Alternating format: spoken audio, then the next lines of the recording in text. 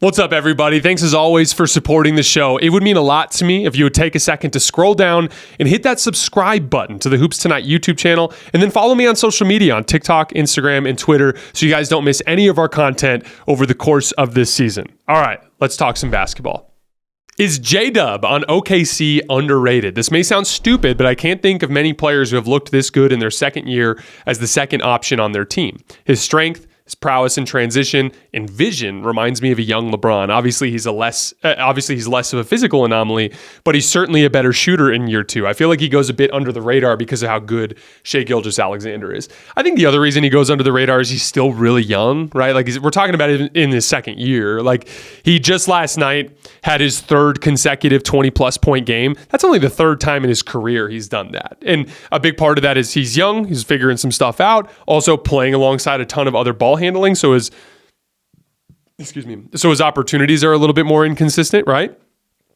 But I 100% agree that he's underrated in the sense that I don't think people realize that this guy is a star in the making too. And there's several key elements there. Like it starts with just the geometry of the floor, flow of the game, decision making stuff. So for instance, like last night against the Knicks, it's J-Dub just picking on he's bringing Chet into ball screens, and he's just picking on Taj Gibson, and he's picking on Julius Randle, and he's making the right reads, and he's taking and making pull-up jump shots. He's taking and making tough contested shots at the rim. It is like a surgical approach that you don't expect to see from a young player. And that's only going to get better and better as the years go by. From there, it's top tier athleticism, which by the way, like I picked that up immediately at Summer League. You can still go down in my Twitter feed and I have a bunch of videos of Jalen Williams dunking and me going like, holy shit, this guy's a ridiculous athlete, right? Like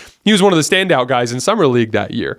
And like combine that with the high-level passing ability, the ability to consistently beat people off the dribble, the shot making from all three levels, and then some of that like higher level flow of the game stuff, he's a star in the making. It's just a matter of when. Still super young though, so there's going to be some growing pains along the way. Next question. If hand checking were allowed again, who do you think would be the best defender in the league, and who would be affected more by this change the most? I dismiss this question entirely. I have a theory about hand checking. It was actually, if you look in the NBA rule book, hand checking was outlawed in the 70s. And what has happened is over the years, there's been an ebb and flow in the amount of contact that officials have allowed. And there have been slight redefinitions of what it is. But still to this day, hand checking is a thing in basketball. Watch any NBA playoff game in particular, but it happens in regular season games as well. But watch any NBA playoff game, guys have their hands on guys. They just do. One of the most common forms of hand checking that goes uncalled all the time is it's actually what coaches teach. It's inside hand checking. So like, let's say I'm guarding you, your camera is the offensive player. I'm guarding you, you're driving this way, right? Past my right shoulder. What I'm going to do is I'm going to lift this arm up and I'm going to take my inside arm and I'm going to literally be hitting you like this in your stomach, trying to impede your progress while holding my right arm up. And they're probably going to let me get away with it. That's one of the most common kinds of hand checking that you see, is that inside hand is being physical while the outside hand is out. And for the most part, you can get away with that. And like just between jockeying for position, fighting over the top of screens, the off-arm stuff that offensive players are using, there's way more contact that takes place in basketball games than people realize. The hand-checking thing is purely narrative-based, almost entirely from the older generation to try to convince you that basketball's fake now. And in all honesty, it's literally a load of bullshit. And like, just go back and watch any 1980s playoff game and then watch any playoff game from this era, and you tell me which game was more physical. And I'm not talking about the hard fouls. I'm not talking about the dude getting thrown into the camera row and the brawl that happens. I'm talking about the possession by possession physicality. The game's actually more physical now than it was in the 80s. The one time it got a lot worse than it was now is in the late 90s, early 2000s, which by the way led to some of the redefinition that took place in 2003. But like in that stretch, that was when it got to the point where it was too physical and the league literally had to step in because we had playoff games ending in the 70s, and that's just not good television. Again, like it can go too far, and now the whistle's making a bad television product on the other side of things, and I wouldn't be surprised if you see some of that legislated back into the game, right? But the actual concept of hand checking has been around for 5 decades at this point. Next question. My friends and I have started our own purely Warriors-centered podcast, and we're wondering if you have any advice generally about starting a podcast and making it big. Love the stuff you do. Keep it up. First of all, I think it's awesome for anybody to. It's funny because podcasting has become a thing that kind of gets roasted on social media these days. But here's the thing: like, are you having fun doing it? Because if you're having fun doing it, who gives a shit what anybody else thinks? You know what I mean? I have a Star Wars podcast. No one pays me for that shit. I just have so much fun doing it that like I'm not going to stop. I don't care if I don't get paid for 5 years. I'm still going to keep doing it. Who cares what anybody else thinks? So like if you want to start a podcast, do it. Secondly, there's a lot of free tools at your disposal. You will have to buy some things, right? You're going to need a computer to facilitate it. Like if your computer has a webcam, that's fine to start. But if you want to, you can spend $100 on an HD webcam, right? Or if you get to a point where you want to get a little bit more extravagant, you can buy a digital camera and use Camlink, which is what we use here to get a better picture, right? You can use lighting or you can record during the day if you have to, but you can go cheap on equipment if you need to. You can even find microphones that are not overly expensive. But on a daily basis, it's actually free. There are services that are straight up free to host a podcast. A lot of them that have built-in algorithms that can help you grow your show. And so it's funny how over the years, the methods with which you would get into this industry have changed. You know, like it used to be, you'd go knock on a radio station and be like, hey, can I work the board? Until finally one day you get to fill in for somebody on a Saturday night and maybe you're good at it, right? Or maybe you go write for Fansided. Or I wrote for Fansided briefly when I thought that was a method to get into it, although right now I don't think it's a very good method. But like there used to be all these different ways to get in. And like now it's different. Like these tools are available for you to promote your content at your house. And from there, if you make quality content, people will find it. That's what the algorithms do. The algorithms are the ultimate meritocracy when it comes to this kind of stuff. People watch. If there's watch time, it just gets advertised to more people. And so record all your podcasts on video.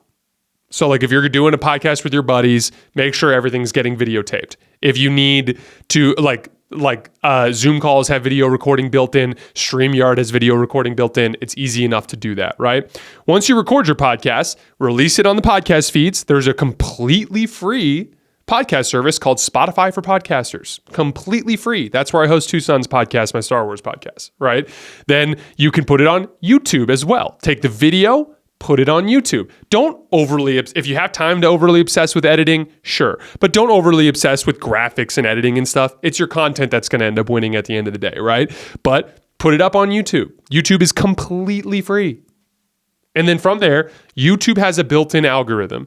YouTube, as your subscriber base builds, as your subscribers watch your videos, as they have high watch times on your videos, it continues to push your content out to other people. You can build thumbnails for free with apps like Canva. It's really easy to do. And then from there, use social media to your advantage. TikTok, excellent algorithm. I've gained my Star Wars podcast has like 4,000 something TikTok's subscribers because I've consistently, or followers, I should say, because I've consistently put clips of the show on there. And then I just use that to direct people to YouTube or to the podcast. Instagram Reels, another great way to do it. Twitter is actually, ironically, like the least powerful platform there is, but it is a useful platform in its own way. But like, that's all free, what I just said. Other than the equipment, everything I just said is free. Record, get a video, put the recording on Spotify for Podcasters, put the video on YouTube, advertise it on social media. And as long as you're having fun doing it and you're putting your heart and soul into it, you have a really good chance, especially with the tools that are at your disposal. From there, just have a base understanding that you are dealing with a flooded field. And what I mean by that is, as I've just described how easy it is to actually put podcast content out there, understand that lots of people are doing it. And because lots of people are doing it, the people that will rise from the group into having success are the people that put their heart and soul into it. And so if you're gonna do it and do it half-assed, just understand that it's probably more just for fun, right? But if you pour your heart and soul to it, you have a better chance. And then lastly, I would just say, lean into who you are. Don't try to pretend to be anybody else. Lean into who you are, because at the end of the day, the only way anyone's going to, embrace your content is if it's authentic. And so again, that's just like a little brief overview, but, you guys, I keep my, direct messages open on social media. I can't get to all of them, but I do try. So like if you have a question, anything specific along those lines, feel free to drop it into my direct messages and we can have a chat about it. Next question. 2 questions, actually. How do the Thunder win the NBA Finals with the Lauri Markkanen trade, and what's your favorite Christmas, New Year's traditions? So first of all, with the Thunder, though I look at it pretty simply, but right now there are 2 gaping flaws for the Oklahoma City Thunder, in my opinion. A lack of age and experience and a lack of size. And so those 2 flaws end up being something that causes me to be reticent to take Oklahoma City seriously as a team that can hoist the trophy. They can be dangerous. I've said this with the Nerd Sesh guys yesterday. I expect them to be a championship contender for a long time. I just think this year it's a really long shot for them to actually hoist the trophy for those 2 reasons. So Lauri Markkanen doesn't necessarily give you any more experience, but what he does is he gives you more size. And so it addresses one of your primary concerns there, which would make them significantly better in my opinion.